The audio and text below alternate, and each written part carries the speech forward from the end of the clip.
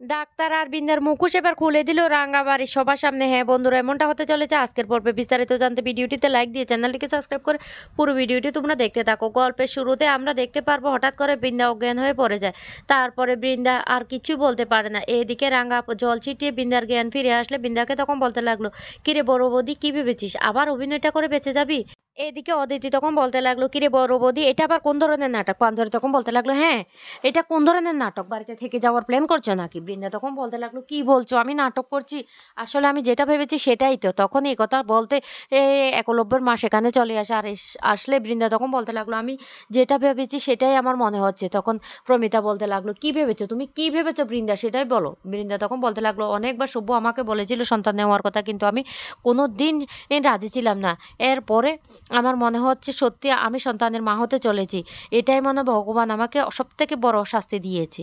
যা শুনে রীতিমতো সবাই অবাক হয়ে যায়। বৃন্দা তখন বলতে লাগলো, আমিও না বুঝতে পারছি না, শিওর হতে পারছি না। আমার পরিচিত একজন ডাক্তার আছে, সেই ডাক্তারকে প্লিজ তোমরা একবার নিয়ে আসো।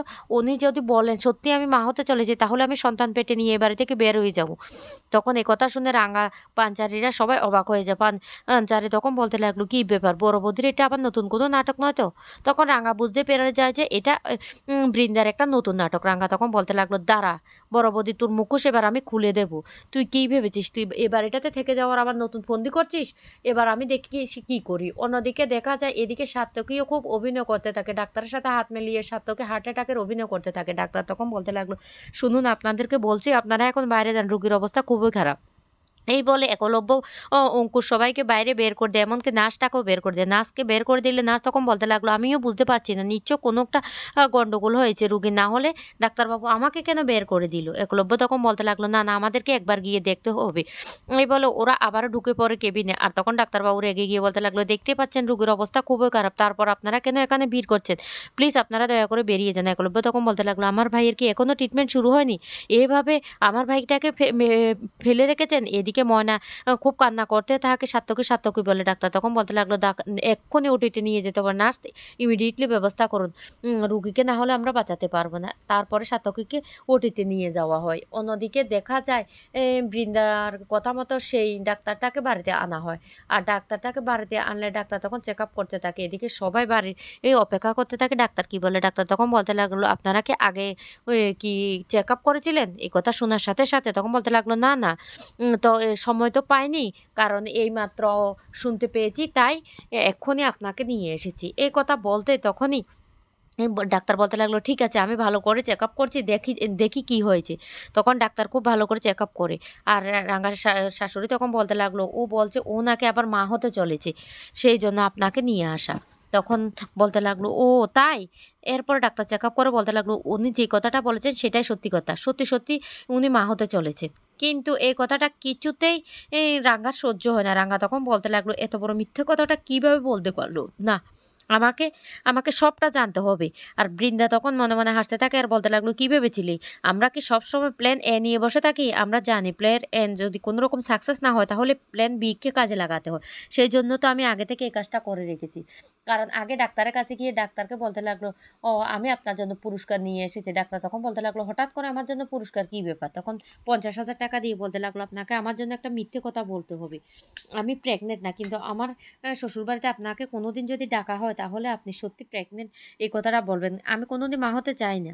তবুও যদি কোনো কারণে দরকার পড়ে, এদিকে আহিরি ষড়যন্ত্র করতে থাকে কিভাবে একলব্যকে ফাঁসাবে। সেই ভিডিওটা আহিরি এই একটা লোককে দিয়ে সেটা সোশ্যাল মিডিয়ায় ভাইরাল করে দেয়। আর বলতে লাগলো, পোস্ট করে যেন সেটা আরও বেশি করে ভাইরাল করে দেয়।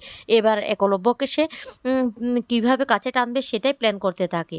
অন্যদিকে দেখা যায় ও হাসপাতালে অঙ্কুরের অবস্থা একটু ভালো দিকে যখনই যায়, তখন একলব্যরা বলতে লাগলো, তাহলে আমরা এবার বাড়ি ফিরে যাই। এই বলে ওরা সবাই বাড়িতে চলে আসে। আর বাড়িতে এসে যখনই শুনতে পায় যে সব্য মা হতে বাবা হতে চলেছে, এ কথা শোনার সাথে সাথে সভ্য তখন রীতিমতো অবাক হয়ে যায় আর বলতে লাগলো, কি বলছিস? রাঙা তখন বলতে লাগলো, হরে বড় দাদা, বাবু তুই না বাবা হতে চলেছিস, এবার থেকে না বড় বৌদিকে এই বাড়িতে রাখতে হবে, বড় বৌদিকে এই বাড়ি থেকে কিছুতে তাড়ানো যাবে না। তখন একলব্য বলতে লাগলো, আসলে রাঙা তুমি কি ধাতু দিয়ে তৈরি সেটা আমি বুঝতে পারছি না, তোমাকে যত দেখছি ততই অবাক হচ্ছে, তোমাকে না শ্রদ্ধা করতে আমার ইচ্ছে করছে। তখনই রাঙা হাসতে থাকে আর রাঙা মনে মনে বলতে লাগলো, উড়ান বাবু তুই জানিস না, বড় বৌদি যে এটা নাটক করছে সেটা আমি বেশ ভালো করে বুঝতে পারছি। বড় বৌদি এর আগেও অনেকবার নাটক করেছি। বড় বৌদি আসলে যে লোকটা অতটা খারাপ সেটা আমি বেশ ভালো করে জানি। তবে বড় বৌদি যে মা হতে হবে না সেটা কিন্তু আমি বুঝতে পারছি। সেটা শুধু প্রমাণের অপেক্ষা। আমাকে প্রমাণটা আনতেই হবে যেকোনো প্রকারে। তারপর রাঙ্গা চলে যায় সে ডাক্তারের কেবিনে। আর সেখানে গিয়ে বলতে লাগলো, "মিথ্যে কথা কেন বলেছিস রে ডাক্তার দিদি?"